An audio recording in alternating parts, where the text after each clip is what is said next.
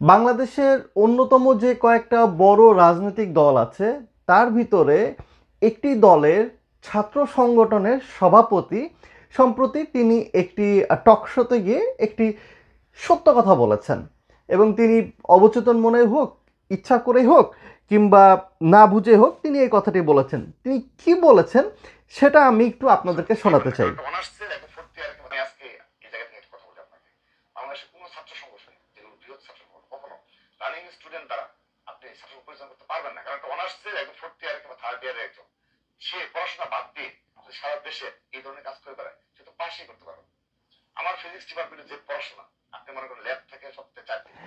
ওকে, তো আমি মানে তিনি বুঝে হোক না বুঝে হোক তিনি সত্য কথা বলেছেন এবং আমিও তার সাথে একেবারে একমত।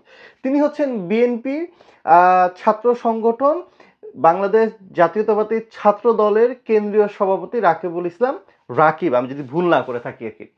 তো আমিও তার সাথে আসলেই একমত যে একজন ছাত্র সারাদিন ল্যাব ক্লাস করে, সারাদিন ক্লাস করে, নিজের পড়ালেখার পরে নিজের লাইফের ফাঁকে কিভাবে আসলে রাজনীতি করা সম্ভব? একটা বিশ্ববিদ্যালয়ে কিভাবে একজন শিক্ষার্থী যদি সত্যিকার অর্থে যদি শিক্ষার সাথে কিংবা অধ্যয়নের সাথে যদি সে তার নিজের অ্যাটাচমেন্টটা যদি ভালো থাকে, রাজনীতি করবে কিভাবে আমাকে বলেন?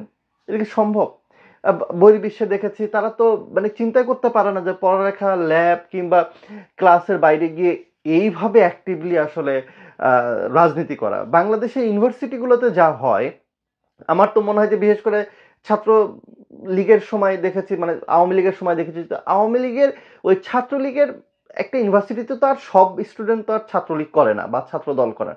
ধরেন 200 স্টুডেন্ট অ্যাক্টিভলি তারা সবসময় টেন্টের আশেপাশে থাকে, হল কেন্দ্রিক যে কমিটিগুলো থাকে সেই কমিটি মিলে, কেন্দ্রীয় কমিটি মিলে ধরেন 200 থেকে 500 জনের একটা কমিটি বা একটা দল থাকে আর কি।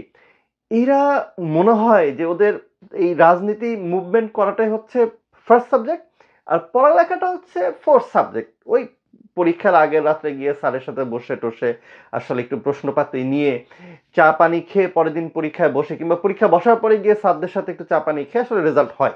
তো এটা আমরা জানি বা দেখেছি।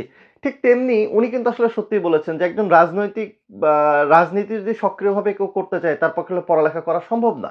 তিনি অকপটে স্বীকার করেছেন। তার কথায় বলেছেন যে আমি যদি এখন পড়ালেখা করি বা অ্যাক্টিভ স্টুডেন্ট হই তাহলে তো ভাই আমি রাজনীতি করে গোটা বাংলাদেশ আসলে কন্ট্রোল করা আমার পক্ষে সম্ভব না। সেটা শুধু তার পক্ষে না, এটা সবার কারো পক্ষেই সম্ভব না। কোনো আর ছাত্র সংগঠনের লিডারের পক্ষে আসলে করা সম্ভব না। এখন আমার কথা হচ্ছে ও নিজে বোঝে, কিন্তু ও আবার একটা ছাত্র দলের মানে এত বড় বাংলাদেশের বিএনপি ছাত্র সংগঠনের কেন্দ্রীয় সভাপতি, কিন্তু ও জানে যে পড়ালেখা করে আসলে আহ, রাজনীতি করা সম্ভব না। তাইলে ও যদি পড়ালেখা না করে রাজনীতি করে তাহলে ও কিভাবে আসলে মানে ছাত্রদের অধিকার সংরক্ষণ করবে আসলে? আর শিক্ষা জীবনে ইউনিভার্সিটিতে বা কলেজে কি এমন অধিকার আছে পড়ালেখা বাদে যেটার জন্য তাকে রাজনীতি করে তার ওই ছাত্রদের অধিকার সংরক্ষণ করতে হবে? এখানে আসলে আমার কাছে যেটা মনে হয় যে বাংলাদেশের ছাত্র রাজনীতি বিশেষ করে ইউনিভার্সিটি বা কলেজ লেভেলে এইটা বাংলাদেশের রাজনৈতিক দলগুলো এটা ইচ্ছা করে এটাকে রেখেছে এবং তারা এই ছাত্রদেরকে ব্যবহার করে তাদের নিজেদের লাঠিয়াল বাহিনী হিসাবে। আপনি দেখেন এই রিসেন্টলি গত 2024-এর যে জুলাই আগস্টের যে অভ্যুত্থান হয়েছে সেইখানে কিন্তু ছাত্রলীগ একদম লাঠিয়াল বাহিনীর ভূমিকায় কিন্তু আবর্তিত হয়েছিল। ইভেন এখন এই আমরা বিএনপির ছাত্র দলকে কিন্তু আমরা ওইভাবে দেখছি। কিংবা আমার কাছে যেটা মনে হয় যে ছাত্র রাজনীতি ইউনিভার্সিটিতে কি খুবই দরকার?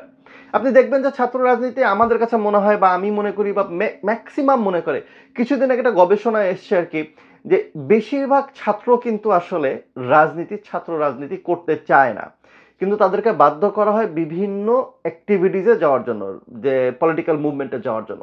এখন আমার প্রশ্ন হচ্ছে ছাত্রদের কেন রাজনীতি করতে হবে? অনেক অনেক রাজনৈতিক বড় বড় নেতারা টকশোতে গিয়ে বলেন অবশ্যই ছাত্র রাজনীতি দরকার আছে, কারণ এখান থেকে তো ভবিষ্যতের নেতৃত্ব বেরিয়ে আসবে। দিন তো বদলে গেছে, এখন তো পৃথিবী অনেক এগিয়ে গেছে। আপনার যদি লিডারশিপ শেখাতে হয় আপনি প্রয়োজন বলতে প্রত্যেকটা কোর্সে প্রত্যেকটা সাবজেক্টে আপনি ডিপার্টমেন্টে আপনি সেমিস্টারে একটা করে লিডারশিপ স্কিলের জন্য একটা সাবজেক্ট দিয়ে দেন, আপনি কোর্স দিয়ে দেন, সেটা পড়ুক। কিন্তু জয় বাংলা আর বাংলাদেশ জিন্দাবাদ বলে মিছিল করে সিঙ্গারা খেয়ে লিডারশিপ গড়তে হবে, এটা কোথায় লেখা আছে?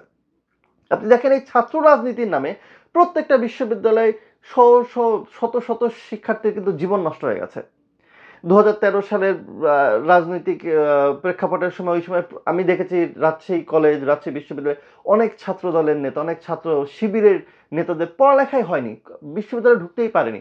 এবার যেটা হলো যে 2024-এর এই যে আন্দোলন হলো, তারপরে কিন্তু ছাত্রলীগের ছেলেমেয়েরা কিন্তু ইউনিভার্সিটিতে ঢুকতে পারেনি বা কলেজে ঢুকতে পারেনি, পরীক্ষা দিতে পারেনি। তাদেরকে পরীক্ষা দিতে গেছে, তাদেরকে মানে পুলিশ ধরে নিয়ে গেছে।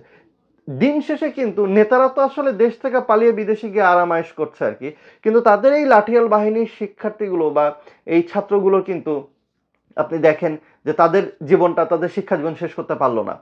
কিসের আশায় ছাত্র রাজনীতি করতে হবে? কয়জন ছাত্র রাজনীতি করে বাংলাদেশে হচ্ছে পার্লামেন্ট মেম্বার হচ্ছে আর কি, সংখ্যাটা কত? এটা একটু ভাববার বিষয় আছে। আপনি দেখেন এই ছাত্র রাজনীতির জন্য বুয়েটের মতন একটা শিক্ষা প্রতিষ্ঠানে আবরার হত্যাকাণ্ড হয়েছে শুধুমাত্র এই ছাত্র রাজনীতির জন্য, যেখানে পরবর্তীতে 25 জনের হচ্ছে আপনার 25 জন বা 20 জনের মতন হচ্ছে দেখলাম যে ফাঁসির রায় চলে আসছে। তার মানে দেখেন একজন ফাহাদ তো মারা গেলই গেল, তার সাথে আরো 25টা বা 20-25টা বুয়েটের স্টুডেন্টদের জীবন শেষ হয়ে গেল। কিন্তু আওয়ামী লীগের ওই মুহূর্তে কি কিছু হয়েছে? বা ওই ছাত্রলীগের কি কিছু হয়েছে? গেছে কিন্তু এই 25টা পরিবারের 25টা সন্তান, একজন হারিয়েছেন, আরো 25টা সন্তানের জীবন চলে যাবে শুধুমাত্র এই ছাত্র রাজনীতি, এই অপরাজনীতির জন্য। আমার কাছে মনে হয় যে বাংলাদেশে আহ, ছাত্র রাজনীতি কোনো দরকার নেই। আর একটা গ্রুপ আছে এর মধ্যে ছাত্র রাজনীতিকে ব্যবহার করে খুবই নোংরাভাবে, সেটা হচ্ছে বিশ্ববিদ্যালয়ের শিক্ষকরা, কলেজের শিক্ষকরা, বিশ্ববিদ্যালয়ের শিক্ষকরা শুধুমাত্র তাদের ওই বিশ্ববিদ্যালয়ের ভিতরে, ডিপার্টমেন্টের ভিতরে কে ভিসি হবেন হবেন না, কে ডিন হবেন হবেন না, কিংবা চেয়ারম্যান হবেন কি হবেন না, বা অন্য শিক্ষককে শায়েস্তা করার জন্য তারা যেভাবে যে নোংরাভাবে ছাত্রদেরকে ব্যবহার করে, এইটা এটা আসলে ভাষায় প্রকাশ করার মতো না। নিজেদের সুবিধা চরিতার্থ করার জন্য তারা ছাত্র রাজনীতি, ছাত্রদেরকে ব্যবহার করে, ছাত্রদের শরণাপন্ন হয়, এরকমও ঘটনা দেখা গেছে। তো এই ছাত্র রাজনীতি আমার মনে হয় যে বাংলাদেশে কোনো অবস্থাতেই দরকার নেই। আপনি আপনি চিন্তা করে দেখেন বাংলাদেশে আর্মি নিয়ন্ত্রিত যে কলেজগুলো আছে, কলেজ মানে আমি ইউনিভার্সিটির কথা বলছি, বাউইট কিংবা হচ্ছে বাংলাদেশ প্রফেশনাল ইউনিভার্সিটি বিইউপির কথা বলছি। তো এই যে এই ইউনিভার্সিটিগুলো যেগুলো হচ্ছে, ওখানে তো রাজনীতি নেই। ওখানে কি লিডার তৈরি হচ্ছে না? ওখানে কি লিডারশিপ স্কিল ডেভেলপ হচ্ছে না? তারা কি চাকরি করতে গিয়ে ভালো ভালো লিডার হচ্ছে না? তো তাদের কি ওখানে জয় বাংলা জয় বঙ্গবন্ধু স্লোগান দিতে হচ্ছে? তো ওই কলেজগুলো, ওই ইউনিভার্সিটিগুলো যদি রাজনীতি মুক্ত থেকে যদি ভালো ভালো শিক্ষার্থী যদি বের করতে পারে ভবিষ্যতের জন্য, তাহলে অন্য কেন ইউনিভার্সিটিতে রাজনীতি লাগবে? কেন? এই ইউনিভার্সিটিগুলো কি চলছে না? তারা কি ভালোভাবে ক্লাস, তাদের অধিকার কি আদায় হচ্ছে না? সবই হচ্ছে। এটা হচ্ছে আমাদের যে রাজনীতি, আমাদের বাংলাদেশে যে কি বলে যে নোংরা রাজনীতি আর কি, অপরাজনীতি আমি বলবো, সেই অপরাজনীতি বড় বড় রাজনৈতিক দলগুলো ইচ্ছা করে এই ছাত্রদেরকে ব্যবহার করে লাঠিয়াল বাহিনী হিসাবে। মাঝে মাঝে 2, 4, 10 জন মারা যায়, তাতে এই রাজনৈতিক নেতাদের কিচ্ছু যায় আসে না। এগুলো জাস্ট শুধু তাদের কাছে একটা নাম্বার, এবং তারাই পরবর্তীতে হয়ে যায় হচ্ছে ফটো কার্ড। যারা মারা যায় তাদেরকে নিয়েও তারা রাজনীতি করতে ছাড়ে না আর কি। তো বাংলাদেশের প্রেক্ষাপটে আমার কাছে মনে হয় যে কোনো অবস্থাতেই ছাত্র রাজনীতি থাকা উচিত না। আমি আম এই রাকিবের কথার সাথে একমত। ও ভুল করে হোক আর যেভাবে হোক সত্যি কথাটা বলেছে যে আসলে একজন শিক্ষার্থীর পক্ষে ছাত্র রাজনীতি করা বা লিডার দেওয়া, মানে এই তথাকথিত ছাত্র রাজনীতি করা সম্ভব না যদি সত্যিকারের সে যদি ছাত্র হয়। তো আমরা চাই দেশের প্রত্যেকটা বিশ্ববিদ্যালয়, কলেজে সত্যিকারের ছাত্রই শিক্ষার আলো আলোকিত হবে, ভবিষ্যতে বাংলাদেশের হাল ধরবে। বাংলাদেশের হাল ধরা মানে রাজনীতি করে পার্লামেন্ট মেম্বার হয়ে শুধু হাল ধরা না, আর অনেক কাজ করে বাংলাদেশের হাল ধরা যায় আর কি।